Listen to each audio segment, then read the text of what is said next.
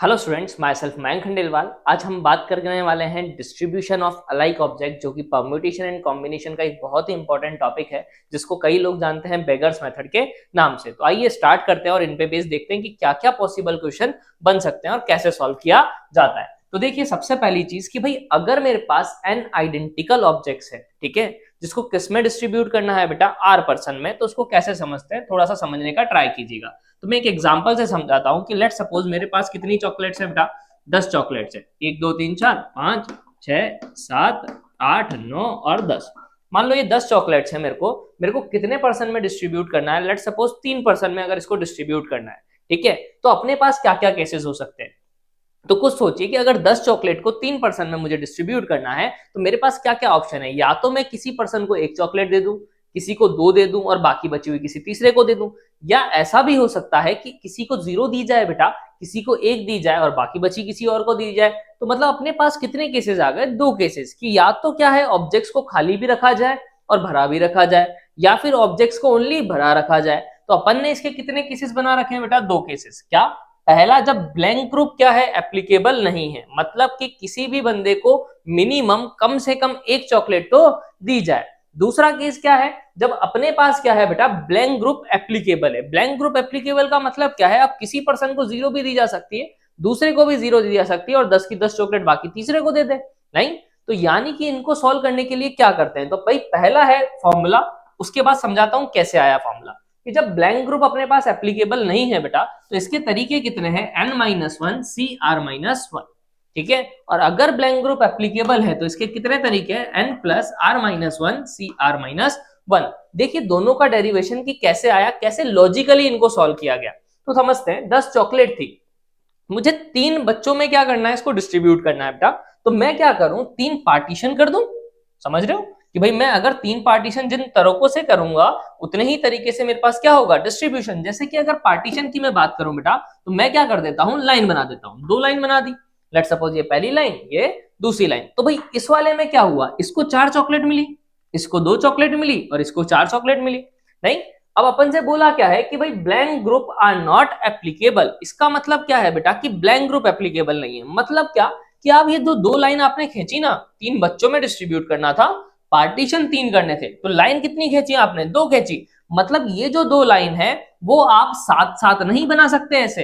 क्यों? क्योंकि अगर आपने ऐसी बनाई, इन दोनों लाइंस को भूल जाओ, तो क्या होगा बेटा, इसको कितनी चॉकलेट मिली? 2। इसको कितनी मिली? 8। और बीच वाले को क्या मिली? 0। जबकि यहां बोला है ब्लैंक ग्रुप एप्लीकेबल नहीं है। तो मतलब कि मेरे पास क्या है बेटा कि मैं दोनों लाइंस को साथ में नहीं डाल सकता। ये पहली चीज आपको समझ में आ जानी चाहिए। अच्छा, मुझे एक और चीज बताइए, क्या मैं लास्ट में लाइन को डाल सकता हूं क्या?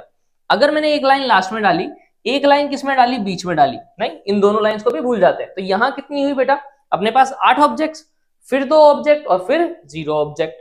क्लियर है या नहीं?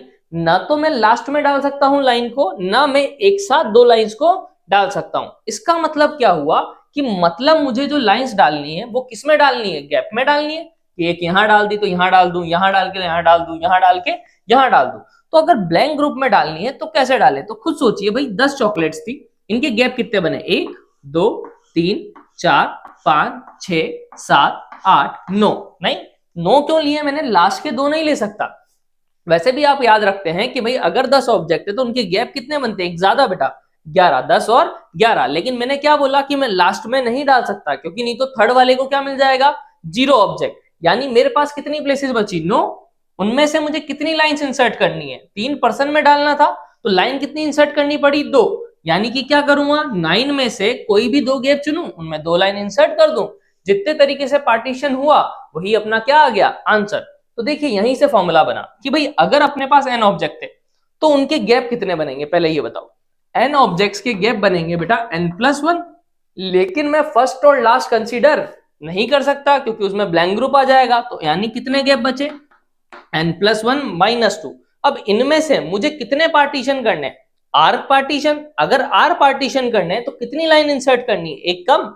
जैसे 3 पर्सन में डिस्ट्रीब्यूट करना था, 3 पार्टीशन करने थे, तो मैंने 2 लाइन ड्रॉ करी। तो यहां मुझे कितने करने पड़ेंगे? r-1। यानी कितना आया आंसर? n-1 c r-1। तो ये अपना क्या हो गया बेटा, पहला पार्ट। इसी तरह से अगर मैं बोलूं कि भाई ब्लैंक ग्रुप एप्लीकेबल नहीं है, तब तो आ गया answer n-1 c r minus one. अच्छा, अगर ब्लैंक ग्रुप एप्लीकेबल हो बेटा तो क्या करोगे आप, समझते हैं। तो अगर मेरे को बोल दिया गया कि भाई ब्लैंक ग्रुप एप्लीकेबल है, तो देखिए इसको कैसे समझते हैं। तो सबसे पहली चीज क्या करूं, वापस से वही 10 चॉकलेट्स बना दी, 3 4 5 6 7 8 9 और 10। अब मुझे क्या करना है भाई, कितने में डिस्ट्रीब्यूट करना है, वापस से 3% में, लेट सपोज एग्जांपल के लिए। तो मैंने क्या करी, 2 लाइन इंसर्ट करी, लेकिन अब मैं 2 लाइन ऐसे भी इंसर्ट कर सकता हूं, चाहे तो अलग अलग भी इंसर्ट कर सकता हूं, चाहे तो फर्स्ट में भी कर सकता हूं और एंड में भी कर सकता हूं। मतलब क्या हुआ कि यार 10 तो चॉकलेट है नहीं, और 2 डंडे हैं 2 लाइन से, इनको जितने तरीके से अरेंज कर सकता हूं वही आंसर होगा कि भाई इस वाले में इसको 4 मिली, इसको 0 मिली, इसको 6 मिल गई। हो सकता है कि मैंने क्या लगाई हो, लाइंस यहां और यहां लगा दी हो, लेट सपोज। तो इसको कितनी मिलेगी 2, इसको कितनी मिली 3, इसको कितनी मिल जाएगी 5। क्लियर है या नहीं। तो जितनी तरीके से इनका अरेंजमेंट कर सकता हूं वही अपना क्या हो जाएगा, आंसर। अब 10 चॉकलेट और 2 डंडे कितने हो गए जने, 12। तो अरेंज करने के कितने तरीके, फैक्टोरियल 12। लेकिन क्या 10 आइडेंटिकल हैं चॉकलेट्स, तो कितने फैक्टोरियल से डिवाइड करेंगे, 10 फैक्टोरियल। क्या दोनों लाइन भी आइडेंटिकल है, तो यानी कितने फैक्टोरियल से डिवाइड करूं, 2 फैक्टोरियल। मतलब क्या आया, 12c2। ये किसका फॉर्मूला है, factorial n factorial r factorial 12 minus 10, देखो, यानी factorial n factorial r factorial n minus r, किसका फॉर्मूला होता है, एनसीआर का। यानी यहां से अगर मैं सोचूं कि क्या करना है, तो देखिए भाई, अगर n चॉकलेट है नहीं, मुझे कितने में डिस्ट्रीब्यूट करानी है बेटा, r में, तो कितनी लाइन इंसर्ट करानी है, r माइनस वन। ये तो समझ में आ जाता है। यानी n तो क्या हो गई चॉकलेट्स, r माइनस वन क्या हो गई लाइंस। जितने तरीके से इनको अरेंज करा सकता हूं तो क्या होगा, factorial n plus r minus one upon कितनी चॉकलेट सेम है बेटा, फैक्टोरियल n, कितनी लाइन सेम है, फैक्टोरियल r माइनस वन।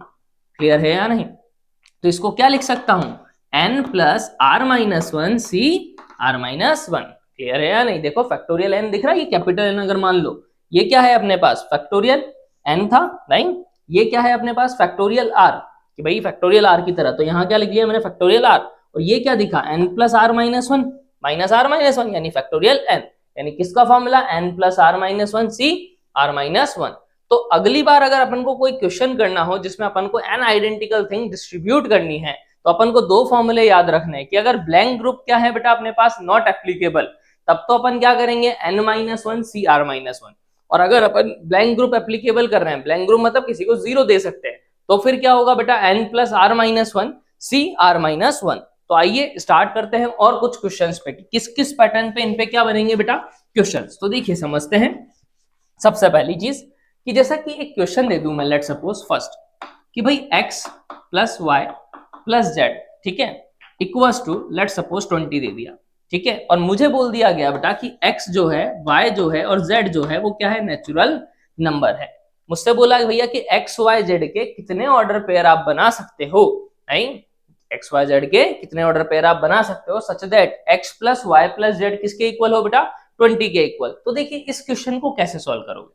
तो भाई सबसे पहली चीज, x y z natural number है, इसका मतलब क्या है कि x या तो 1 है बेटा या 1 से बड़ा है, y भी 1 है या 1 से बड़ा है, और z भी 1 है या 1 से बड़ा है। क्लियर। यानी कि यहाँ ब्लैंक ग्रुप कहीं भी एप्लीकेबल नहीं है, यहाँ 0 नहीं डाल सकते। यानी अगर ब्लैंक ग्रुप एप्लीकेबल नहीं है तो क्या फॉर्मूला लगाना है, n minus one c r minus one. यानी कि अगर देखा जाए यहाँ 20 चॉकलेट्स हैं, कितने परसेंट में डिस्ट्रीब्यूट करनी है, 3 में। तो क्या लिखूंगा बेटा, n माइनस वन यानी 20 minus one c r minus one. R कितना है बेटा, 3% में डिस्ट्रीब्यूट करना है, तो 3 माइनस वन, यानी आंसर कितना आ गया बेटा, 19c2। क्लियर। अब इसी का एक और मेथड है बेटा, ये क्यों बता रहा हूं मेथड, क्योंकि बाकी जो क्वेश्चंस होंगे कुछ थोड़े से टिपिकल कर दूंगा, थोड़ा सा घुमा दूंगा, तो उसमें मैं सेकंड मेथड ज्यादा प्रेफर करूंगा। अब समझना सेकंड मेथड क्या है, कि अगर अपन को क्या है बेटा कि ये फॉर्मूला याद नहीं रहे, मुझे सिर्फ एक फॉर्मूला याद करना है, n plus r minus one c r minus one. तो भाई इस फॉर्मूले को यूज करके मैं इस क्वेश्चन को कैसे सॉल्व कर सकता हूं। तो समझते हैं, x अगर 1 से बड़ा है बेटा, तो क्या x minus one greater than 0 होगा, 1 को इधर लाऊंगा तो। सिमिलरली y माइनस वन भी ग्रेटर देन इक्वल टू 0 और z माइनस वन भी ग्रेटर देन इक्वल टू 0। मतलब अगर मैं इसको कंसीडर कर लूं बेटा कि लेट सपोज ये अपने पास जो वैल्यू है वो लेट सपोज क्या है बेटा, t1, नहीं, ये जो वैल्यू है लेट सपोज t2 है, और लेट सपोज ये जो वैल्यू है वो t3 है। तो ये जो t1 है अपने पास x माइनस वन, तो यहां से अगर x की वैल्यू निकालूं बेटा अपने पास, तो क्या आएगी t1 प्लस का 1। यानी कि अगर यहां से देखा जाए कि मैं x की जगह पे क्या लिख सकता हूं बेटा, तो यानी t1 प्लस 1 लिख सकता हूं। इसी तरह से अगर y निकालोगे बेटा तो क्या आएगा t2 प्लस 1, z निकालोगे तो क्या आ जाएगा t3 प्लस 1। यानी मैं रख देता हूं t2 प्लस 1 और t3 प्लस 1 इक्वल्स टू 20। अब अगर आगे देखूं बेटा क्या दिख रहा है, t1 plus t2 plus t3, variables तो यही है नहीं, इक्वल टू 1 1 और 1 3 हो गया, उधर आके माइनस 20 माइनस 3 यानी 17, मतलब 17 क्या है अपने पास ऑब्जेक्ट्स अब, और किसमें डिस्ट्रीब्यूट कराना है 3 में नहीं, और साथ में अब t क्या होगा बेटा खुद सोचिए, जो t लिखा हुआ है वो 0 भी हो सकता है या 0 से बड़ा भी हो सकता है, मतलब यहाँ ब्लैंक ग्रुप क्या है एप्लीकेबल। तो कौन सा फॉर्मूला लगेगा n plus r minus 1 c r minus 1, यानी 17 प्लस 3 माइनस 1 सी 3 माइनस 1, कितना आ गया फिर से 19c2। तो ये भी एक मेथड है करने का और ये भी एक मेथड है करने का, आपकी इच्छा है आप जिससे कर सकते हैं। लेकिन मैं क्या करूंगा बेटा कि कई बार थोड़ा सा क्वेश्चन घुमाएगा, अभी कराता हूं वैसे क्वेश्चन, तो उनमें मैं क्या करूंगा इसी कॉन्सेप्ट से चलूंगा, तो मेरे लिए क्या होगा बेनिफिट। ठीक है, तो आगे बात करते हैं बेटा सेकेंड टाइप ऑफ क्वेश्चन इसी में। अब अगर मेरे को कभी ऐसा बोल दिया जाए बेटा कि अभी दिया था x plus Y plus z equal to 20, अब अगर कभी मेरे को ये कर दे क्वेश्चन में कंफ्यूज करने के लिए कि x plus Y plus z less than equal to 20 नहीं, और जहां बोल दिया गया x y z जो है वो होल नंबर है, मतलब अब 0 भी हो सकता है या 0 से बड़ा भी हो सकता है, मतलब मेरे को समझ में आ जाना चाहिए कि यहाँ ब्लैंक ग्रुप क्या है बेटा एप्लीकेबल। तो क्या करोगे, तो सबसे पहली चीज देखो यहाँ पर क्या दे रखा है x plus Y plus z less than 20, मतलब अब मेरे को 20 चॉकलेट जरूरी नहीं है डिस्ट्रीब्यूट करना है, मेरे पास 20 से कम भी कर सकता हूं, हो सकता है मैं इसमें से 20 में से 5 ही डिस्ट्रीब्यूट करूं, हो सकता है मैं 10 करूं, मैं हो सकता है 20 की 20 ही कर दूं, हो सकता है मैं एक ही चॉकलेट डिस्ट्रीब्यूट करूं। क्लियर है या नहीं, मतलब इसको ऐसा समझिए कि अपने पास एक डब्बा है नहीं जिसमें 20 चॉकलेट्स रखी हुई है नहीं, मुझे कितने परसेंट में बांटना है एक्स वाई और जेड में, समझ रहे हो नहीं, तो हो सकता है मैं सिर्फ 20 में से एक ही चॉकलेट निकालूं और किसी एक को दे दूं, समझ रहे हो, और बाकी डब्बे में ही रहने दूं नहीं, बाकी के डब्बे में ही रहने दूं, बाकी बाद में यूज करेंगे। या हो सकता है 2 चॉकलेट निकालूं और किन्हीं 2 को दे दूं, या हो सकता है 3 चॉकलेट निकालूं और किन्हीं 3 को दे दूं, या हो सकता है 20 की 20 निकालूं और सबको दे दूं, कुछ भी नहीं। तो यानी इस टाइप में क्या हुआ बेटा कि अपने पास 3 तो पर्सन हो गए और एक क्या हो गया डब्बा, मतलब 4 हो गए। यानी मैं अगर इसको लिखना चाहूं तो क्या मैं ऐसा लिख दूं यार x plus Y plus z और एक डब्बा यानी w मान लेता हूं इक्वल टू 20, कि भाई अगर 3 को डिस्ट्रीब्यूट की एक चॉकलेट, मान लो किसी एक को एक दे दी, 0 दे दी, 0 दे दी, तो बाकी बची हुई w के पास चली जाएगी नहीं डब्बे में। क्लियर, तो अपने पास डिस्ट्रीब्यूट किसका होगा सिर्फ 3 ऑब्जेक्ट का। यानी जब भी अपने पास ऐसा लेस देन वाले क्वेश्चन हो तो आप क्या करो एक वापस से वेरिएबल क्या कर दो इंसर्ट, जिसको क्या बोला मैंने बॉक्स या डब्बा, ठीक है, तो यानी इंसर्ट करा दिया। अब मेरे पास क्या हो गया बेटा 20 ऑब्जेक्ट्स हैं, क्या है 20 ऑब्जेक्ट, कितना में डिस्ट्रीब्यूट करना है 4 ऑब्जेक्ट्स में, तो क्या फॉर्मूला होगा यहाँ ब्लैंक ग्रुप एप्लीकेबल है क्या, बिल्कुल है, यानी क्या लिख सकता हूं n plus r minus 1 c r minus 1। समझ में आया कि नहीं, तो ये बहुत ही इजीली अपन ने कर लिया। इसी में दूसरा पैटर्न क्या होगा, अब और थोड़ा सा चेंज कर देगा कंफ्यूज करने के लिए, वो क्या करेगा, वो कुछ ऐसा कर देगा कि भाई x plus Y plus z, क्या बेटा x plus Y plus z less than 20 था लिख दिया, लेकिन ग्रेटर देन क्या कर देगा 10 नहीं। अब बताओ अब कंडीशन क्या हो गई बेटा कि अब अपन को 10 से ज्यादा चॉकलेट डिस्ट्रीब्यूट करनी है और 20 से कम करनी है। तो जब 10 से ज्यादा करनी है और 20 से अपन को कम करनी है तो अपन क्या करें, तो सबसे पहला काम यार ये वाला केस में सॉल्व कर चुका था, इसका आंसर अभी मैंने लिखा था n प्लस आर माइनस 1 नहीं, जहां पर r क्या था मैंने w इंसर्ट कराया था बेटा, तो यानी 4 हो गए थे, यानी 20 प्लस 4 माइनस 1 सी 4 माइनस 1, ये अपने पास क्या आया था इसका आंसर।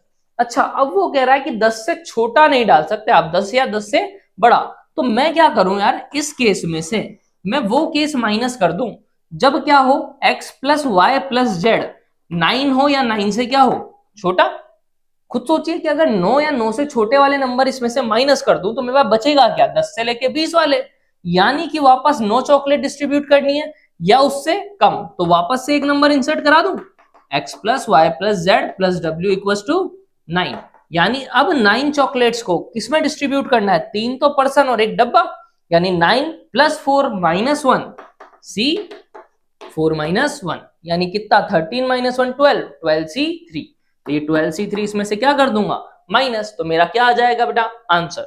अच्छा इसी में एक और पैटर्न कि भाई अभी तक तो किस में दे रखा है बेटा सम में, नहीं कई बार क्या होगा बेटा मल्टीप्लीकेशन में आ जाएगा। किसमें आ जाएगा मल्टीप्लीकेशन में। तो समझो कैसे कि अगर मुझे ऐसा दे दिया नेक्स्ट क्वेश्चन कि भाई x1 into x2 into x3 into x4 into x5 equal to 240, let suppose ये दे दिया और मुझसे बोला गया x1 x2 x3 x4 x5 जो है बेटा ये क्या है बेटा x1 x2 x3 x5 सारे क्या है बेटा नेचुरल नंबर। क्या है बेटा नेचुरल नंबर जितने भी हैं, xi लिख देता हूं, ठीक है i 1 2 3 4 5 है, सारे के सारे क्या है नेचुरल नंबर यानी ग्रेटर देन क्या है बेटा 1। ठीक है तो जैसे ये समझ में आता है तो बेटा इस क्वेश्चन को कैसे करोगे अब खुद सोच के देखो। तो सबसे पहला काम क्या बेटा कि अभी तक अपन ने सीखा था एडिशन वाला कि भैया अपने पास 20 ऑब्जेक्ट है, 4 में डिस्ट्रीब्यूट करना है, 3 में डिस्ट्रीब्यूट करना है।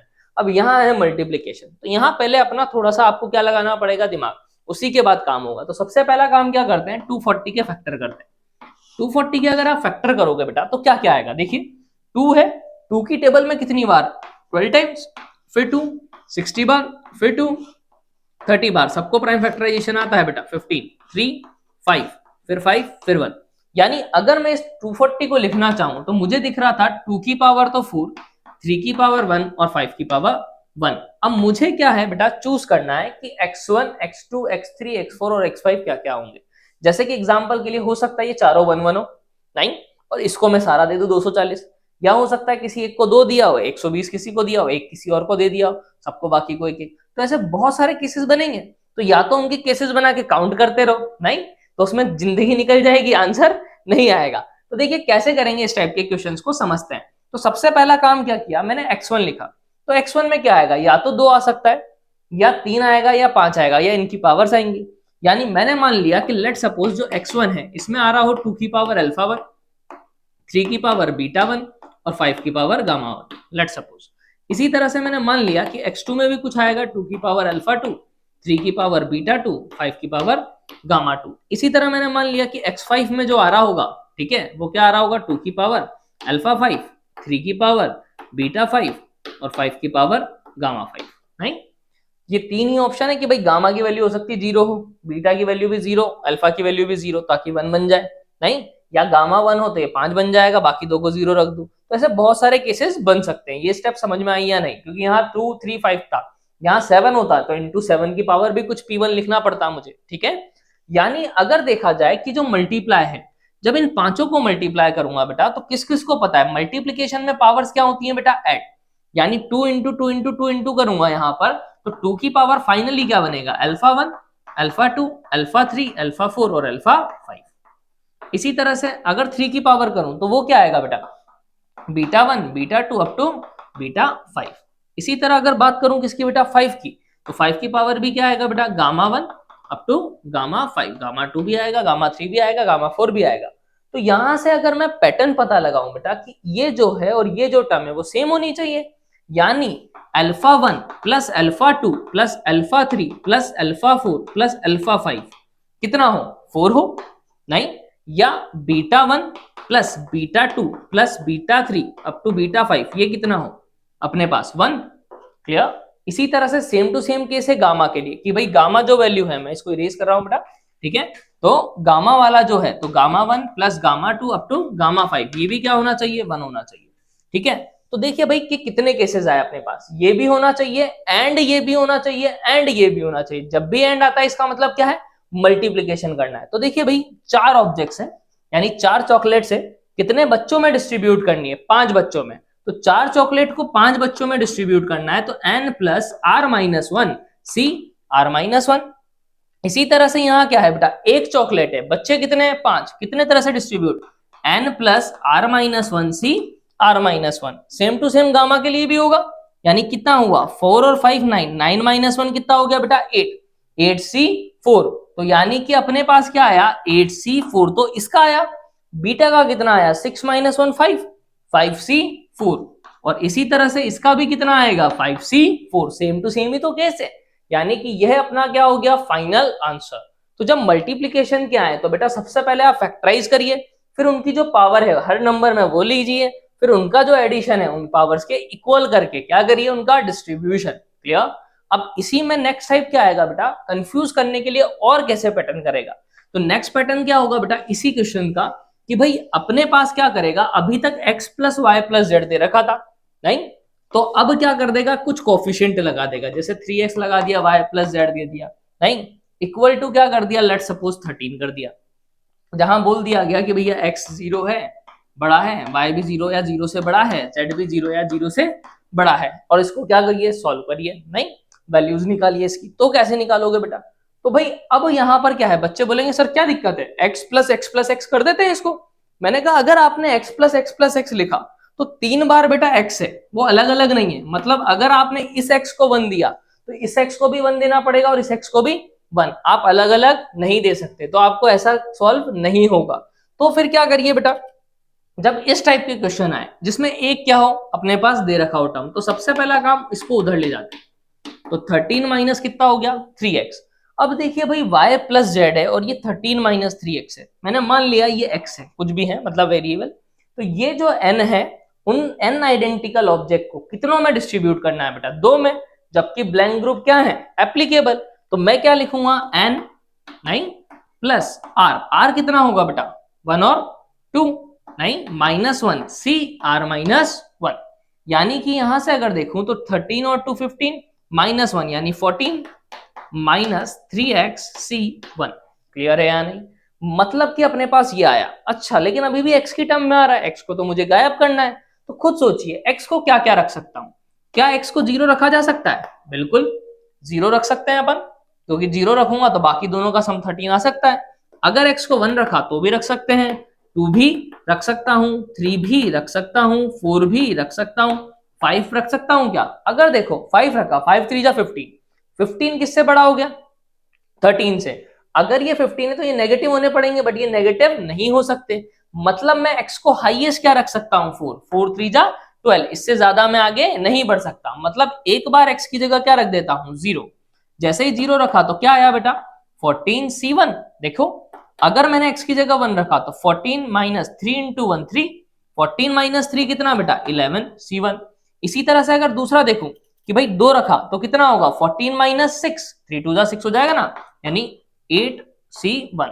इसी तरह 3 रखूं तो 3 3 जा 9, 14 माइनस 9 कितना हो जाएगा बेटा, 5 c1। फिर क्या, अगर 4 रखा, नहीं 4 3 जा 12, 14 माइनस 12 कितना होगा, 2, तो 2 c1।